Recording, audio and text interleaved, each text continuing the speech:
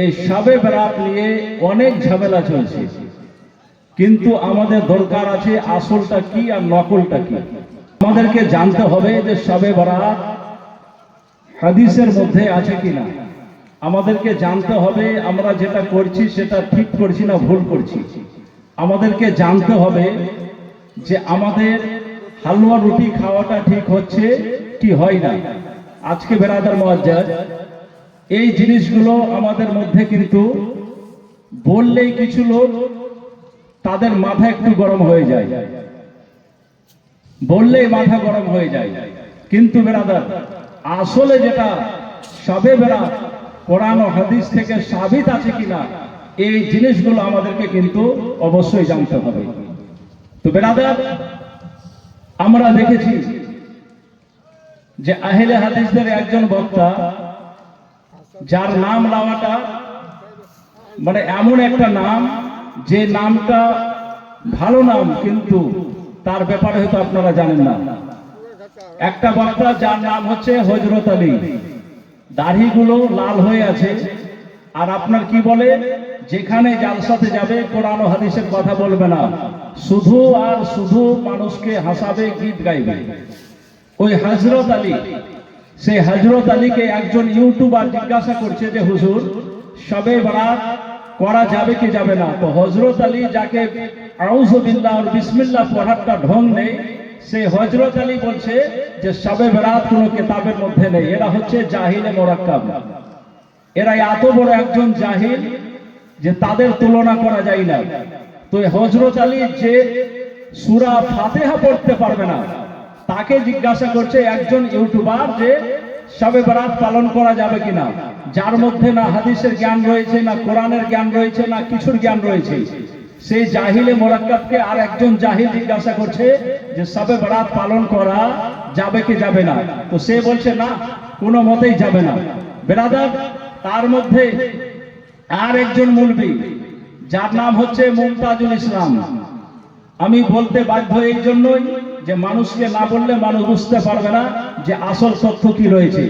মুমতাজুল ইসলাম, যাকে ভাগরা মৌলবি বলা হয়, যাকে ভাগরা মৌলবি বলা হয়, কারণ বাবলার সরজমিনে সেই মুমিন পাড়াতে এসেছিল, যখন উল্টা পাল্টা কথা বলল, তাকে প্রশ্ন করা হলো, প্রশ্নের উত্তর না দিতে পারে সকালে ডিবেট করার কথা ছিল, রাত 2টাতে ওই পচা আলুকে প্যাক করে পাঠিয়ে দিয়েছিল বর্ধমানের সরজমিনে।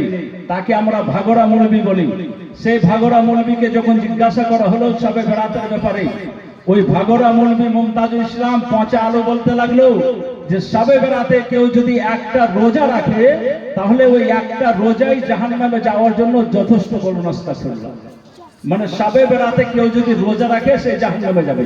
কে বললো? ওই মুমতাজুল ইসলাম, যার মধ্যে সে একজন মিস্ত্রি পালিয়ে গিয়েছিল এখান থেকে, সে একটা গেল। আর একজন মৌলবি, যার নাম হচ্ছে ইয়াসিন, যাকে ডাবচোর বলা হয়, সেই ইয়াসিনকে যখন জিজ্ঞাসা করা হলো, তো ইয়াসিন ডাবচোর বলছে শবে বরাত পালন করা যাবে না, শবে বরাতের হালুয়া রুটি কোনো কিতাবে পাওয়া যায় না। তো হালুয়া রুটি কিতাবে পাওয়া যাবে না কড়াইয়ে পাওয়া যায়? হ্যাঁ, হালুয়া কোথায় পাওয়া যাবে? কিতাবে না কড়াইয়ে পাওয়া যাবে? তো হালুয়া কড়াইয়ে পাওয়া যাবে, কিতাবে খুঁজছে পাবে? হ্যাঁ, হালুয়া তো আমরা তৈরি করে কড়াইয়ে সুন্দর করে ঢেকে রাখছি, আর সে খুঁজে বেড়াচ্ছে কিতাবে। আমরা রেখেছি কড়াইয়ে, ও বোকা খুঁজে বেড়াচ্ছে কিতাবে। হালুয়া খুঁজে পাবে? কখনো পাবে না। তো এই সমস্ত লামাজাবি আহলে হাদিসের মৌলবি যারা বলে শবে বরাত মানা যাবে না, শবে বরাতে কোনো ইবাদত নয়, শবে বরাতে কোনো রোজা নেই, কিছু নেই, কেউ যদি এগুলো করে তাহলে বেদাত করবে, সেই আহলে হাদিসদের মৌলবিদেরকে ইনশাআল্লাহ আমি দলিল দিয়ে দেব। দলিল দিয়ে আমি বুঝাবো যে শবে বরাত পালন করা যাবে কি যাবে না। তো বেরাদার, আহলে হাদিসদের একজন আলিম, আহলে হাদিসদের ঠাকুর যাকে বলা হয়, যাকে ঠাকুর বলা হয়, ঠাকুর এই জন্যই বললাম যে ঠাকুরকে মানুষ এমন ভাবে, ঠাকুর যদি রাত্রির সময় বলে এখন দিন আছে তো তারা দিন বলবে, আর যদি দিনকে রাত্রি বলে তো তাকে রাতই বলবে। ওই জন্য আমি তাদেরকে ঠাকুর বলি। তো আহলে হাদিসদের একজন মৌলবি, যার নাম হচ্ছে আলবানী। তো আলবানী এমন একজন মৌলবী আহলে হাদিসদের মধ্যে আমরা যদি কোনো পীরের কথা বলি, আমাদেরকে পীর সাহেব যদি বলে এটা করো, আমরা কোরআন ও হাদিস দেখি যে কোরআন হাদিসে আছে কি নাই। কোরআন হাদিসে যদি থাকে ওই পীর সাহেবের কথা আমরা মানি, আর কোরআন ও হাদিসে যদি না থাকে ওকে পীর মানি না, ভণ্ড পীর বলে আমরা ঘোষণা করি। তো আমরা পীর মানি তো কোরআন হাদিস দেখে, আর তার আহলে হাদিস যেটা মৌলবী আলবানী, সেই আলবানীকে তারা মানে। যদি আলবানী বলে যে এটা সঠিক, তারা কোরআন দেখবে না, হাদিস দেখবে না, কোনো কিছুই দেখবে না। এমনকি আলবানী যদি বলে আল্লাহর নবী এটা ভুল করেছেন, তো আহলে হাদিসের মৌলবী ওই আল্লাহর নবীর ভুলকে স্বীকার করবে আর আলবানীর কথাকে সঠিক বলে। বলুন আস্তাগফিরুল্লাহ। এমন লোক আলবানী, আর এমন তারা আলবানীকে মানে। তো সেই আলবানী তার কিতাব, আপনার কিতাবের নাম হচ্ছে সহিহুত তারগিব ওয়াত তারহিব। এই কিতাব এটা কার লেখা? আহলে হাদিসদের ঠাকুর অরিজিনাল মৌলবী আলবানী, তার লেখা কিতাব সহিহুত তারগিব ওয়াত তারহিব। এই কিতাবের মধ্যে লেখা আপনার হচ্ছে প্রথম খণ্ড, পৃষ্ঠা নম্বর হচ্ছে 597। এই কিতাবের মধ্যে আলবানী যে হাদিসটা বর্ণনা করেছে, সেই বলেছে যে এই হাদিস প্রথমে বলেছে হাসান এবং সহিহ রয়েছে। এটা হাদিসের মধ্যে কোনো জয়ীফ নয়, কোনো ভুল নেই। আলবানীর লেখা কিতাব, ওয়াহাবিদের আহলে হাদিসদের গুরুদের লেখা কিতাব। সেই কিতাবের মধ্যে আলবানী বলেছে যে হযরত মুআজ রাদিয়াল্লাহু তাআলা আনহু থেকে বর্ণিত রাসূলুল্লাহ সাল্লাল্লাহু তাআলা সাল্লাম বলেছেন, কি বলেছেন? ইয়াগফিরলি জামিই খালকিহি ইল্লা লিমুশরিক। বলুন সুবহানাল্লাহ। কার কিতাব? আহলে হাদিসদের কিতাব, আহলে হাদিসদের লেখা কিতাব। সে আহলে হাদিসদের কিতাবের মধ্যে আল্লাহর নবী সাল্লাল্লাহু তাআলা আলাইহি ওয়াসাল্লাম বলেছেন, আল্লাহ বলছেন, কি বলছেন? যে 15ই শাবানের রাত, যেই রাত্রিতে আল্লাহ পাক রব্বুল আলামিন সমস্ত মানুষের বখশিশ করে দিবে, সমস্ত মানুষকে maaf করে দিবে, ইল্লা লিল মুশরিক, কিন্তু যারা মুশরিক আছে তাদেরকে আল্লাহ maaf করবে না। যারা মুশরিক তাদেরকে আল্লাহ maaf করবে না। আরো হাদিসের মধ্যে এসেছে, যারা মা বাবার কথা শুনে না, যারা মা বাবাকে কষ্ট দেয়, আল্লাহ তাকে maaf করবে না। যারা সুদ খায়, আল্লাহ তাকে maaf করবে না। যারা দারু খায়, আল্লাহ তাকে maaf করবে না। যারা জুয়া খেলে, আল্লাহ তাকে maaf করবে না। এই হাদিস যখন বলা হলো, তো ব্রাদার আহলে হাদিসরা তখন বলতে লাগলো যে আলবানী যখন বলেছে তাহলে সঠিক আছে, কিন্তু আল্লাহ maaf করবে, কোনো ইবাদত করতে হবে না, এমনি এমনি আল্লাহ maaf করে দিবে, এমনি এমনি আল্লাহ maaf করে দিবে। এই রাত্রিতে কোনো ইবাদত করার প্রয়োজন নেই। তারা বলছে কে? আহলে হাদিসের মৌলবীরা বলে। ব্রাদার, আজকে আমি প্রমাণ করব যে শবে বরাতে ইবাদত করতে হবে কি হবে না। ওই শবে বরাতে সুবহানাল্লাহ রাত্রিটা ফজিলত ওয়ালা আছে কিনা ইনশাআল্লাহ আমি হাদিস থেকে আপনাকে প্রমাণ করব। প্রথমে আসুন সুনানুত তিরমিজি, তৃতীয় খণ্ড, পৃষ্ঠা নম্বর হচ্ছে 5, হাদিস নম্বর হচ্ছে 663। সুবহানাল্লাহ, হযরতে আয়েশা সিদ্দিকা থেকে এই হাদিস বর্ণনা করা হয়েছে। এই হাদিস বর্ণনা করা হয়েছে।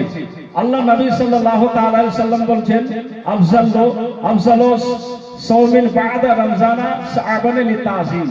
আল্লাহ নবী সাল্লাল্লাহু আলাইহি সাল্লাম বলেছেন যে এই শাবান মাসের রোজা আফজাল আছে কিসের জন্য? রমজান মাসের তাজিমের জন্য, সম্মানের জন্য। বলুন সুবহানাল্লাহ। তো এই শাবান মাস, যে শাবান মাসের রোজা, সুবহানাল্লাহ, আমরা যে করি, আল্লাহ নবী সাল্লাল্লাহু আলাইহি সাল্লাম এই রোজা করতেন। আহলে হাদিসরা বলছে করা যাবে না, কিন্তু আল্লাহ নবী এই রোজা করতেন, হাদিস থেকে প্রমাণ। এবার এই মাসের প্রমাণ হাদিস থেকে আমরা পেলাম, কিন্তু 15ই শাবান, যেই শাবান মাসে 15 তারিখের রাত্রিতে আমরা ইবাদত করি, এটারও দলিলের প্রয়োজন আছে। আমরা কি করি? কবর জিয়ারত করি, আমরা কি করি? দোয়া করি। তো এই জিনিসগুলো হাদিসের মধ্যে আছে কিনা এটা আমাদেরকে জানতে হবে। তো বিরাদর মুআজ্জাজ, এই সমস্ত জিনিস সুবহানাল্লাহ হাদিস পাকের মধ্যে রয়েছে। আপনাকে আরো বলি, আপনার ওই সুনানুত তিরমিজির মধ্যে হাদিস নম্বর হচ্ছে 739, দ্বিতীয় খণ্ড, বাব হচ্ছে 39-এর মধ্যে, সেই বাবের মধ্যে একটা অধ্যায় আপনার নির্ধারিত করা হয়েছে, একটা অধ্যায় আছে। সেই হাদিসের মধ্যে সুবহানাল্লাহ হযরত আয়েশা সিদ্দিকা রাদিয়াল্লাহু তাআলা আনহা থেকে বর্ণিত, আর তিনার কাছ থেকে রওয়ায়াত করছেন হযরত উরওয়া রাদিয়াল্লাহু তাআলা আনহু। হযরত আয়েশা সিদ্দিকা রাদিয়াল্লাহু তাআলা আনহা তিনি একদিন বিছানার মধ্যে ঘুমিয়ে আছেন। হাদিস শুনুন, তিনি বিছানার মধ্যে ঘুমিয়ে রয়েছেন। রাত্রি বেলা যখন ঘুম ভাঙল, সুবহানাল্লাহ, হযরত আয়েশা সিদ্দিকার যখন রাত্রে ঘুম ভেঙেছে, রাত্রে ঘুম ভাঙার পর হযরত আয়েশা সিদ্দিকা দেখছেন যে নবী মুস্তাফা তিনার বিছানা নেই, নবী মুস্তাফার বিছানায় নেই। হযরত আয়েশা সিদ্দিকা রাদিয়াল্লাহু তাআলা আনহা বিছান থেকে উঠে গেলেন। তিনি মনে করতে লাগলেন যে মনে হয় আল্লাহর নবী সাল্লাল্লাহু আলাইহি সাল্লাম আমার রুম থেকে কোনো মনে হয় অন্য স্ত্রীর রুমে গিয়েছে। এই কথা মনে করে হযরত আয়েশা সিদ্দিকা বিছান থেকে উঠে গেলেন। উঠে যাওয়ার পর বাইরে বের হলেন। বাইরে যাওয়ার পর একটা জায়গা যার নাম হলো বাকি, যার নাম কি? বাকি। সেই বাকি যেটা মদিনার কবরস্থান, যেখানে হাজার হাজার সাহাবীদের কবর রয়েছে। বলুন সুবহানাল্লাহ। যারা মদিনা যায় তারা দেখতে পাবে যে কত সাহাবীর কবর। আর আল্লাহ নবী সাল্লাল্লাহু আলাইহি সাল্লামের রওজা এবং ওই জান্নাতুল বাকি যেটা কবরস্থান আছে, ওই কবরস্থান থেকে আল্লাহর নবীর রওজা দেখা যায়। যারা সেইখানে মুর্দা ব্যক্তি আছে তারা প্রত্যেকদিন আমার নবীর রওজার জিয়ারত করে। বলুন সুবহানাল্লাহ। তো জান্নাতুল বাকিতে যখন পৌঁছালেন তো সুবহানাল্লাহ কি দেখলেন যে আমার নবী কায়নাত সাল্লাল্লাহু তাআলা সাল্লাম জান্নাতুল বাকিতে দাঁড়িয়ে কান্না করছেন আর হাত তুলে সুবহানাল্লাহ জান্নাতুল বাকিতে দোয়া করছেন। জোরে বলুন সুবহানাল্লাহ। হাদিস পাকের মধ্যে রয়েছে হযরত আয়েশা সিদ্দিকা রাদিয়াল্লাহু তাআলা আনহা যখন তিনি দেখলেন জান্নাতুল বাকিতে আমার নবী মুস্তাফা আছেন, হযরত আয়েশা গেলেন, যাওয়ার পরে বললেন ইয়া রাসূলুল্লাহ, আপনাকে আমি ঘরের মধ্যে দেখলাম, আপনাকে পেলাম না। আরো অন্যান্য জায়গা গেলাম, আপনাকে পেলাম না ইয়া রাসূলুল্লাহ, কিন্তু জান্নাতুল বাকিতে আপনি কি করছেন? আমার নবী বলছেন, এ আয়েশা, জান্নাতুল বাকিতে আজকে আমি দাঁড়িয়ে এই জান্নাতুল বাকি কবরস্থানে যত মাইয়াত আছে সমস্ত মাইয়াতের মাগফিরাতের জন্য দোয়া করছি। জোরে বলুন সুবহানাল্লাহ। কিসে প্রমাণ? হাদিসে প্রমাণ। হযরত আয়েশাকে আমার নবী বললেন এইখানে সবার জন্য দোয়া করছি। হযরত আয়েশা সিদ্দিকা রাদিয়াল্লাহু তাআলা আনহা বললেন ইয়া রাসূলুল্লাহ, আপনি যে জান্নাতুল বাকিতে দোয়া করছেন ইয়া রাসূলুল্লাহ, তো আজকে কেন দোয়া করছেন এত রাত্রে এসে? আমার নবী বললেন আয়েশা, তুমি কি জানো না আজকে হচ্ছে 15ই শাওয়ালের রাত। জোরে বলুন সুবহানাল্লাহ। আহলে হাদিসের মুরবি হাদিস দেখতে পাই না। আজকে 15ই শাওয়ালের রাত। হযরত আয়েশা সিদ্দিকা বললেন ইয়া রাসূলুল্লাহ, এই রাতে কি হবে? আমার নবী বললেন এটা এমন একটা রাত যেই রাত্রিতে আল্লাহ পাক রব্বুল আলামিন সমস্ত গুনাহগার বান্দা বান্দীকে বখশিশ করে দেয়। জোরে বলুন সুবহানাল্লাহ। কতটা বখশিশ করে? আমার নবী বললেন যে বনি কলব মানে একটা কওম, যেই কওমে হাজার হাজার ছাগল ছিল, হাজার হাজার ছাগল, সেই সমস্ত ছাগল যত আছে আমার নবী বললেন যে হাজার হাজার ছাগল, যেই ছাগলদের মধ্যে যত লোম আছে ছাগলের শরীরে, ওই লোমের চাইতে বেশি আমার নবী, আমার আল্লাহ সুবহানাল্লাহ আজকে রাতে গুনাহগারের বখশিশ করে দেওয়া। যার বলুন সুবহানাল্লাহ। বুঝা গেল যে এই আপনার শবে বরাতের রাত্রিতে কবর জিয়ারত করা আমার নবীর সুন্নাত, শবে বরাতের রাত্রিতে দোয়া করা আমার নবীর সুন্নাত, শবে বরাতের রাত্রিতে সুবহানাল্লাহ মুর্দার জন্য বখশিশ চাওয়া আমার নবীর সুন্নাত আছে। জোরে বলো সুবহানাল্লাহ। আজকে যারা লামাযহাবী আহলে হাদিসের ছাপা মুলবিরা বলে যে কবর জিয়ারত করা যাবে না, সেই দিনে ইবাদত করা যাবে না, তারা এই হাদিসগুলো দেখতে পায় না, কারণ তারা হচ্ছে দাজ্জাল। কে? কানা দাজ্জাল। এই দাজ্জালরা এই হাদিসগুলো দেখতে পাবে না। যেমন আপনার কি বললাম যে ওই যে মৌলভী হযরত আলী যেটার নাম, তাকে প্রশ্ন করছে যার মধ্যে কোনো জ্ঞানী নাই, এটা কেমন হলো জানেন? কোন আপনার লোহারকে গিয়ে কেউ যদি বলে যে ভাই এক টুকরো সোনা নিয়ে গেছে, আর লোহারকে বলছে যে ভাই এই সোনাটার একটা সুন্দর মালা বানিয়ে দাও, তো লোহার বানিয়ে দিতে পারবে? হ্যাঁ, সোনা মালা বানাতে হলে আপনার স্বর্ণকারের কাছে যেতে হবে, লোহারের কাছে গেলে হবে না। তেমনই বেরাদার, কেউ যদি আপনার কি বলে, যদি আপনার কোন ব্যক্তি বীর নিয়ে আছে, বাঁশি নিয়ে আছে, আর ওই বাঁশি নিয়ে যদি কোন মহিষের সামনে যদি বাজায়, তো মহিষ নাচবে? নাচবে?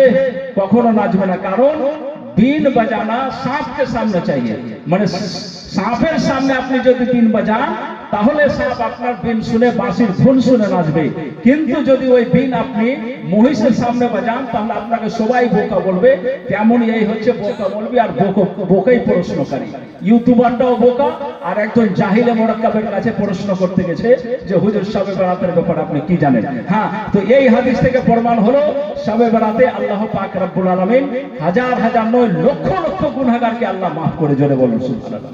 এবার আহলে হাদিসদের কথা হলো, প্রশ্নগুলো শুনেন আর উত্তরগুলো শুনেন, একটা উত্তর কোরআন ও হাদিস ছাড়া দেব না। এবার আহলে হাদিসদের কথা হলো যে আল্লাহ নবী সাল্লাল্লাহু আলাইহি ওয়াসাল্লাম বললেন যে অনেকটা গুনাহগারে আল্লাহ বকশিশ করে, কিন্তু এমনিতে বকশিশ করে দিবে, কোনো নেকি করতে বা ইবাদত করার দরকার পড়বে না। এটা কে বললো? আহলে হাদিস। মনে রাখবেন, আহলে হাদিসের লোক বলতে লাগলো আল্লাহ এমনিতে মানুষকে মাফ করে দিবে, কোনো ব্যক্তিকে কোনো ইবাদত করার দরকার পড়বে না, রাত্রিতে জাগার দরকার পড়বে না। কারা বললো? আহলে হাদিসের মুলবিরা। এবার আসুন, সেই রাত্রিতে ইবাদত করতে হবে কি হবে না? দিনে রোজা রাখতে হবে কি হবে না? আসুন বেরাদার মুআজ্জাজ সামনে কেরাম, আবার আপনাদের সামনে আমি একটা হাদিস বলি। সুনানে ইবনে মাজাহ জিলদে দম দ্বিতীয় খণ্ড পৃষ্ঠা নম্বর হচ্ছে 108, হাদিস নম্বর হচ্ছে 1388। সে হাদিস সুবহানাল্লাহ, এই হাদিসটা হযরত আলী রাদিয়াল্লাহু তাআলা আনহু থেকে বর্ণিত। কার থেকে বর্ণিত? হযরত আলী রাদিয়াল্লাহু তাআলা আনহু তিনা থেকে বর্ণিত। সুবহানাল্লাহ। হযরত আলী ইবনে আবি তালিব রাদিয়াল্লাহু তাআলা আনহু বললেন যে আল্লাহ নবী সাল্লাল্লাহু তাআলা আলাইহি ওয়াসাল্লাম ইরশাদ করলেন, কি করলেন? ইযা কানা লাইলাতুন নিসফে মিন শাবানে ফাকুমু লাইলাহা ওয়া সুমু নাহারাহা। জোরে বলুন সুবহানাল্লাহ। হযরত আলী আমার নবীর সামনে দাঁড়িয়ে আছেন। আমার নবী বললেন, এই আলী একটা কথা শুনো। আলী বলছেন, ইয়া রাসূলুল্লাহ, কি কথা আছে? আমার নবী বলছেন, আলী শাবান মাসের 15 তারিখ 15ই রাত, যেই রাত্রিতে কেউ যদি রাত্রির বেলা ইবাদত করে, কি করে? ইবাদত করে। কুমো, এখানে দাঁড়িয়ে যাওয়া, ইবাদত করা যাকে বলা হয়েছে। রাত্রি বেলা যারা জাগরণ করলো, ইবাদত করলো, আর দিনের বেলা যারা রোজা রাখলো, তো আমার নবী বলছেন সুবহানাল্লাহ, সেই ব্যক্তির আল্লাহ বকশিশ করে দিল। জোরে বলুন সুবহানাল্লাহ। হাদিস সিহা সিত্তার মধ্যে হাদিস, ইবনে মাজাহ শরীফের হাদিস, যে হাদিসে প্রমাণ হলো যে শবে বরাতের রাত্রিতে ইবাদত করা, সুবহানাল্লাহ, আমার নবী বলেছেন। দিনে রোজা রাখার কথা আমার নবী বলেছেন, কিন্তু আজকালকার সুবহানাল্লাহ ওই জাহিলে মোরাক্কাব ওয়াহাবি ঘুমটা পড়া মৌলবীরা বলছে যে শবে বরাতে ইবাদত করা যাবে না, আর শবে বরাতের নামে কোনো রোজাও রাখা যাবে না। বলুন আস্তাগফিরুল্লাহ। হাদিস থেকে প্রমাণ, হাদিস থেকে প্রমাণ। কিন্তু তাজ্জুব, আশ্চর্য হয়ে যাচ্ছে যে তাদের নজরে কি এগুলো হাদিস আছে না? তারা কি দেখতে পায় না? অবশ্যই দেখতে পাচ্ছে, অবশ্যই দেখতে পাই, কিন্তু তারা আমল করবে না। কারণ যে তাদেরকে হালুয়া পছন্দ নয়। হালুয়া পছন্দ নেই। তারা কি পছন্দ করে? কিছুদিন আগে তেমনই একটা জাহিল বাংলাদেশে আব্দুর রাজ্জাক বিন ইউসুফ, সে একজন জাহিল মুলবি বাংলাদেশের, সে বলছে যে গাভীর পেশাবে কাপড় সাফ করা যায় আছে। বলুন আস্তাগফিরুল্লাহ। গাভীর পেশাবে কাপড় পরিষ্কার করা যায়, গাভীর পেশাবে গোসল করা যায় আছে। ভিডিওটা আমার কাছে আছে। আব্দুর রাজ্জাক বিন ইউসুফ বলেছে, তখনই আমি বুঝে গেলাম এরা হালুয়া পছন্দ করে না। এই জন্যই যে আমরা হালুয়া তৈরি করি চিনি দিয়ে, হালুয়া তৈরি করি সুজি দিয়ে, হালুয়া তৈরি করার সময় গোলাপ জল দিই, হালুয়া তৈরি করার সময় আতর দিই, সুন্দরভাবে সেন্ট করে হালুয়া তৈরি করে। ওই জন্য তাদেরকে হালুয়া পছন্দ হয়েছে না। এই জন্যই যে তারা গাভীর পেশাবের সঙ্গে সঙ্গে গাভীর গোবরের হালুয়া পছন্দ করছে, এটা বুঝতে পারলাম। ওই জন্য তারা এই হালুয়া পছন্দ করে না। বেরাদার মুআজ্জাজ সামনে কেরাম, তো তারা হালুয়া কেতাবের মধ্যে খুঁজে বেড়ায়। হালুয়া তো আমরা কাঠাইয়ের মধ্যে রেখেছি, তোর সাত বাপ আসলেও খুঁজে পাবে না। হ্যাঁ, তোর সাত বাপ আসলেও খুঁজে পাবে না। তো বেরাদার মুআজ্জাজ, হাদিস থেকে প্রমাণ যে শবে বরাতের রাত্রিতে ইবাদত করো আর দিনের বেলা রোজা রাখো। জোরে বলুন সুবহানাল্লাহ। না সাল্লাল্লাহু তাআলা আলাইহি ওয়াসাল্লামের এটা মাহফিল। এই মাহফিলে কেউ যদি একবার সুবহানাল্লাহ বলে, তো আল্লাহ পাক রব্বুল আলামিন জান্নাতের মধ্যে তার জন্য একটি ফলের গাছ তৈরি করে। জোরে বলুন সুবহানাল্লাহ। আর একটু জোরে হবে না সুবহানাল্লাহ? একবার সুবহানাল্লাহ বললে আল্লাহ জান্নাতে একটি ফলের গাছ লাগিয়ে দেয়। তো আমার নবী কায়নাত সাল্লাল্লাহু তাআলা আলাইহি সাল্লামের সঙ্গে মহব্বত করা আমাদের জন্য জরুরি আছে। কি আছে? জরুরি আছে। নবীর মহব্বতে জান দিতে হবে, নবীর মহব্বতে ধন সম্পদ টাকা পয়সা সব দিতে হবে, কারণ নবীর ভালোবাসা নবীর প্রেম হচ্ছে আমাদের জন্য সব কিছু। নবীর প্রেম ভালোবাসা যদি না থাকে তাহলে আমাদের এই দুনিয়াতে জীবিত থাকা থেকে আমাদের চাইতে কবরস্থানে মুর্দাগুলো ঘুমিয়ে আছে, আমাদের চাইতে অতি উত্তম আছে যদি নবী মুস্তাফার ভালোবাসা যদি না থাকে। মুর্দা আপনাদের চাইতে উত্তম আছে। তো আসুন, সাহাবায়ে কেরাম আমার নবীর সঙ্গে কত ভালোবাসা করতেন, আমার নবীকে কত ভালোবাসতেন, কত প্রেম করতেন। একটা ছোট্ট ঘটনা আমি শোনাই। সুবহানাল্লাহ, সাহাবীদের মধ্যে একজন সাহাবী যার নাম হচ্ছে হযরতে উমাইর বিন মুসাইয়াব। কি নাম? হযরতে উমাইর বিন মুসাইয়াব। সেই সাহাবী রাসূল আমার নবীকে কত ভালোবাসতেন। এখন প্রথম দেখেন যে ঈমান আনেনি, এখন মুসলমান হয়নি, কিন্তু উমাইর বিন মুসাইয়াব সুবহানাল্লাহ তার পোশাক আজকে যেটা পোশাক পরতো কালকে আর পরতো না। চেহারাটাও দেখতে খুবই সুন্দর ছিল, নূরের মতো চেহারা। একদিন যে পোশাক পরতো দ্বিতীয় দিন পরতো না, প্রচুর আল্লাহ ধন সম্পদ দিয়েছিল। বেরাদার মুআজ্জাজ সামনে কেরাম বন্ধুরা আমার, একদিন ফজরের নামাজের পর আমার নবী মুস্তাফা মদিনার বাজারের দিকে আসছেন, আর সেই রাস্তা ধরে হযরতে উমাইর বিন মুসাইয়াব চলে আসছেন। সামনাসামনি দেখা হয়ে গেল। আমার নবী উমাইর বিন মুসাইয়াবের দিকে দেখছেন, আর উমাইর বিন মুসাইয়াব আমার নবীর দিকে দেখতেছেন। আমার নবীর দিকে দেখছেন, দেখতে দেখতে আমার নবীর চেহারাতে এমন নূর ছিল, আমার নবীর চেহারাতে এমন জাদু ছিল, আমার নবীর চেহারাতে আল্লাহ এমন একটা সৌন্দর্য রেখেছিল। উমাইর বিন মুসাইয়াব বেরাদার আমার নবীকে বলছেন, ইয়া রাসূলুল্লাহ, ইয়া হাবিবাল্লাহ, নবী গো, আপনাকে যতক্ষণ দেখছি আমি এতক্ষণ ধরে দুনিয়াতে কোনো মানুষকে দেখি না, কিন্তু নবী গো, আপনার চেহারাতে এমন কি সৌন্দর্য রয়েছে, আপনার চেহারাতে এমন কি নূর রয়েছে ইয়া রাসূলুল্লাহ, আর আমি থাকতে পারলাম না। বলেন নবী গো, আর দেরি না করে আমাকে কলমা পড়িয়ে মুসলমান করে দেন। সুবহানাল্লাহ, কলমা পড়িয়ে মুসলমান করে দেন। আমার নবী তাকে মুসলমান করলেন, কলমা পড়িয়ে দিলেন। বাড়িতে খবর গেল যে উমাইর বিন মুসাইয়াব মুসলমান হয়ে গেছে, কলমা পড়িয়ে দিয়েছে। যেমনই শোনা তার মা বাবার রাগ একেবারে পায়ের রাগ মাথার মধ্যে উঠে গেল। উমাইর বিন মুসাইয়াবকে তার মাতা পিতা ডাকলো, ডাকার পরে বলছি, বেটা তুমি কি নবীর কলমা পড়েছো? উমাইর বিন মুসাইয়াব বললেন, হ্যাঁ আম্মা জান, আমি আবার নবীর কলমা পড়েছি। আব্বা বলছে, বেটা রে নবীর কলমা ছেড়ে দে। উমাইর বিন মুসাইয়াব বলছেন, জান চলে যাবে নবীর কলমা যাবে না। জোরে বলুন সুবহানাল্লাহ। জান চলে যাবে নবীর কলমা যাবে না। বাবা বলছে, বেটা এখনো সময় আছে, কলমা খানা ছেড়ে দে। উমাইর বিন মুসাইয়াব বললেন, আব্বা জান দুনিয়া ছাড়তে রাজি, আমি কলমা ছাড়তে রাজি নয়। বাবা বলছে, বেটা রে তুই যে নবীর কলমা পড়েছিস, যদি নবীর কলমা না ছাড়িস রে বেটা, সকাল হলে আমি একটা তরবারি নেব, আর তুই যে নবীর কলমা পড়েছিস সেই নবীর গর্দন খানা উড়িয়ে দেব। বেটা বললে, আব্বা গো খোদার কসম করে বলি, যে আল্লাহর কলমা পড়েছি, যে নবীর সঙ্গে ভালোবাসা রেখেছি, আব্বা জান তুমি আমার আব্বা হলে, তুমি আমার বাবা, তুমি আমাকে জন্ম দিয়েছো, কিন্তু আব্বা গো খোদার কসম করে বলি, যদি সকালবেলা তুমি আমার নবীর যদি গর্দন কাটার জন্য বাড়ি থেকে বের হবে আব্বা, আমি খোদার কসম করে বলি সর্বপ্রথমে আমি তোমার গর্দন খানা কেটে দেব। এরই নাম হচ্ছে ভালোবাসা, নবীর ভালোবাসা। বাবা বলছে তোমার নবীর গর্দন কাটবো, ছেলে বলছে বাবা আমার নবীর গর্দন কাটার আগে আমি তোমার গর্দন খানা কেটে দেব। এমন একটা ছেলে। বাবা কি করলো? হযরত উমাইর বিন মুসাইয়াবকে বাড়ি থেকে বের করে দিল, সমস্ত পোশাক কেড়ে নিল, সব কিছুকে কেড়ে নেওয়ার পর উমাইর বিন মুসাইয়াবকে বাড়ি থেকে বের করে দিল শুধু একটি পোশাক দেওয়া দিয়ে। হযরত উমাইর বিন মুসাইয়াব তখন হিজরত হয়ে গিয়েছিল, আমার নবী মদিনায় চলে গিয়েছিলেন। হযরত উমাইর বিন মুসাইয়াব পায়ে হেঁটেই মদিনা রাস্তায় চলে গেলেন। মদিনাতে যখন পৌঁছালেন তো দেখতে পেলেন যে আমার নবী সাহাবীদেরকে নিয়ে মসজিদের নববীতে বসে আছে। উমাইর বিন মুসাইয়াব গেলেন, যাওয়ার ফলে বলেন, ইয়া রাসূলুল্লাহ, সালাম করলেন, আমার নবী জবাব দিলেন। আমার নবী বলছেন, উমাইর বিন মুসাইয়াব কি ব্যাপার?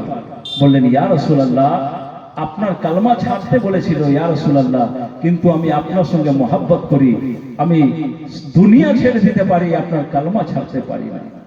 ওই জন্য ইয়া রাসূলুল্লাহ আমি বাড়ি থেকে চলে এসেছি, আমার বাবা মা আমাকে বাড়ি থেকে তাড়িয়ে দিয়েছে। বললেন, আমার নবী বললেন, এ উমাইর বিন মুসাইয়াব, তুমি কিসের জন্য এসছো? বলে, ইয়া রাসূলুল্লাহ আপনাকে আমি ভালোবাসি। জোরে বলো সুবহানাল্লাহ। কি বলে? আপনাকে আমি ভালোবাসি। তো আমার নবী বলছেন, উমাইর বিন মুসাইয়াব কসম খেয়ে বলো। বলছেন, ওয়াল্লাহ ইয়া রাসূলুল্লাহ, খোদার কসম করে বলি আপনাকে আমি ভালোবাসি।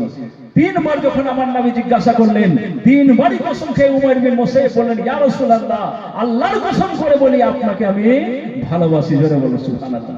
তখন আমার নবী বললেন, এ উমাইর বিন মুসাইয়াব, তুমি কি সত্যি আমাকে ভালোবাসো? বললেন, ইয়া রাসূলুল্লাহ সত্যি আপনাকে ভালোবাসি। আমার নবী বললেন যে ভালোবাসলে ভালোবাসার পরীক্ষা দিতে হবে, ভালোবাসার পরীক্ষা দিতে হবে। উমাইর বিন মুসাইয়াব বললেন, ইয়া রাসূলুল্লাহ ভালোবাসার পরীক্ষা যখন সময় আসবে ইনশাআল্লাহ আমি পরীক্ষা দিয়ে দেব। বেরাদা মুআজ্জাজ কয়েকদিন কেটে গেল। কিছুদিন পর মক্কা থেকে কিছু কাফের দল আমার নবীর সঙ্গে যুদ্ধ করার জন্য চলে আসলো, মদিনাতে যুদ্ধ করার জন্য চলে আসলো। সেই যুদ্ধের মধ্যে হযরত উমাইর বিন মুসাইয়াব রয়েছেন। আমার নবীর তরফ থেকে উমাইর বিন মুসাইয়াব, চতুর্দিক থেকে যুদ্ধ আরম্ভ হয়েছে। সবাই যেন তরবারি নিয়ে, নঙ্গা তরবারি নিয়ে, যে যার পাচ্ছে গলাখানা কাটছে, যে যাকে পারছে তীরখানা মারছে, যে যাকে পারছে বল্লমখানা মারছে। এইভাবে চতুর্দিক থেকে যখন যুদ্ধ শুরু হয়ে গেল, হযরত উমাইর বিন মুসাইয়াব একটু দূরে ছিলেন, আর এইদিকে আমার নবী দাঁড়িয়ে আছেন। আমার নবী মুস্তাফাকে একজন দূর থেকে এমন ভাবে বল্লম চালালো যে বল্লম খানা আমার নবীর বুকে লাগতো। হযরত উমাইর বিন মুসাইয়াব কারেন্টের মতো দূর থেকে ছুটে এসে আমার নবীর সামনে দাঁড়িয়ে গেলেন। যখনই সামনে দাঁড়ালেন, ওই বল্লম খানা আমার নবীর বুকে লাগলো না, বল্লম খানা সোজা একেবারে হযরত উমাইর বিন মুসাইয়াবের বুকে লেগে গেল। জোরে বলবেন না সুবহানাল্লাহ। সুবহানাল্লাহ। হযরত উমাইর বিন মুসাইয়াবের বুকে বল্লম খানা লেগেছে। আমার নবীর সামনে উমাইর বিন মুসাইয়াব দাঁড়িয়ে গেলেন। ডান দিক থেকে একজন এমন ভাবে তরবারি চালালো, যে তরবারি খানা আমার নবীর গলাতে লাগতো, যে তরবারি খানা আমার নবীর গলাকে, গর্দনকে কেটে দিত। হযরত উমাইর বিন মুসাইয়াব নিজের ডান হাত খানা দাঁড় করে দিল। ওই তরবারি খানা আমার নবীর গলাতে লাগলো না, উমাইর বিন মুসাইয়াবের বাজুতে লেগে গেল। আর যেমন বাজুতে লাগা, হাত খানা কেটে বাবা জমিনের মধ্যে পড়ে গেল। আর একজন শয়তান জোর করে তরবারি মারলো, বাম হাত কেটে গেল। হযরত উমাইর বিন মুসাইয়াব আমার নবীর সামনে তখনও দাঁড়িয়ে আছেন। তীর মেরেছে, ওই তীরখানা আমার নবীর পেশানিতে না লেগে হযরত উমাইর বিন মুসাইয়াবের পেশানিতে লেগে গেল। চতুর্দিক থেকে হামলা হলো, সমস্ত হামলা হযরত উমাইর বিন মুসাইয়াব নিজের শরীরে নিয়ে নিল। আমার নবী বললেন, হযরত উমাইর বিন মুসাইয়াব সমস্ত শরীর বাবা রক্ত লাল হয়ে গেছে, এমন ভাবে রক্ত ঝরছে, এমন ভাবে রক্ত ঝরছে। আর উমাইর বিন মুসাইয়াব দাঁড়িয়ে থাকতে পারল না। হযরত উমাইর বিন মুসাইয়াব গর্দন খানা, আপনার বাজু খানা কেটে গেছে, বুকে বল্লম লেগেছে, সমস্ত শরীর রক্ত লাল হয়ে গেছে। হযরত উমাইর বিন মুসাইয়াব আপনার কি বলে জমিনের মধ্যে পড়ে গেল। আমার নবী কায়নাত সাল্লাল্লাহু তাআলা আলাইহি ওয়াসাল্লাম হযরত উমাইর বিন মুসাইয়াবকে বললেন, এ উমাইর বিন মুসাইয়াব তুমি এটা কি করলে? হযরত উমাইর বিন মুসাইয়াব বললেন, ইয়া রাসূলুল্লাহ, ইয়া হাবিবাল্লাহ, নবী গো আপনি বলেছিলেন যে আমার সঙ্গে যে তুমি ভালোবাসো, পরীক্ষা দিতে হবে। বলে, ইয়া রাসূলুল্লাহ আজকে আমি পরীক্ষা দিয়েছি। যে তীরখানা আপনার বুকে লাগতো নবী গো, আমি বুকখানা আগে পেতে দিয়েছি, আমার বুকে লেগেছে। যে তরবারি খানা আপনার গলাতে লাগতো নবী গো, ওই তরবারি খানা আমার হাতে লেগে জমিনে পড়ে গেছে। যে তীরখানা, যে বল্লম খানা আপনার বুকে লাগতো নবী গো, সে বল্লম খানা আমি আমার বুকে নিয়েছি। এটাই হলো মহব্বতের পরীক্ষা। বলে, ইয়া রাসূলুল্লাহ, ইয়া হাবিবাল্লাহ, নবী গো আমি কি পরীক্ষায় পাস করলাম? আমি কি পরীক্ষায় পাস করলাম? আমার নবী নবী বলছে উমাইর বিন মুসাইয়াব তুমি আমার মহাব্বতে আমার প্রেমে নিজের হাত খানা দিয়েছো, আমার প্রেমে বুকে বল্লম খেয়েছো, আমার প্রেমে তুমি নিজের পিঠে তীরের আঘাত খেয়েছো, আমার প্রেমে তুমি সমস্ত শরীর রক্ত ঝরিয়েছো। উমাইর বিন মুসাইয়াব তুমি পরীক্ষায় পাস করে নিয়েছো। সুবহানাল্লাহ। উমাইর বিন মুসাইয়াব বাবা জমিনের মধ্যে শুয়ে আছে, আমার নবী কায়নাত সাল্লাল্লাহু তাআলা সাল্লাম দেখছেন। একবার আমার নবীর দিকে দেখছি, আরেকবার আসমানের দিকে দেখছি, চোখ দিয়ে ঝরঝর করে পানি চলে যাচ্ছে।